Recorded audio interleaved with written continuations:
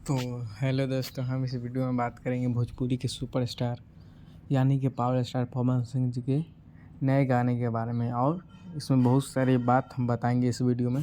तो वीडियो देखने से पहले वीडियो को लाइक करना नहीं भूलें और शेयर ज़रूर कर दीजिएगा। तो दोस्तों हम आगे की ओर बढ़ते हैं पवन सिंह के नए गाने के बारे में। दोस्तों पवन सिंह के गाना 9 तारीख को रिलीज किया जाएगा। यह अभी फाइनल नहीं हो चुका है कौन चैनल से और कौन सा गाना आएगा, और इतना पता है कि 9 तारीख को लॉन्च इवेंट लखनऊ में रखा गया है और बहुत भव्य तरीके से लॉन्च इवेंट किया जाएगा और बहुत सारे यूट्यूबर और क्रिएटर लोग को बुलाया गया है और बहुत सारा मस्ती और ब्लास्ट गाना आने जा रहा है जो कि इतना पिक्चर चल रहा है आपको स्क्रीन पर।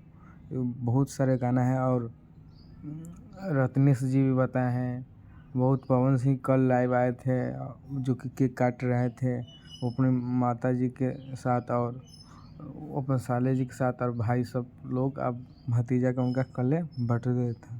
तो दोस्तों पवन भैया के बारे में आप लोग क्या सोचते होंगे।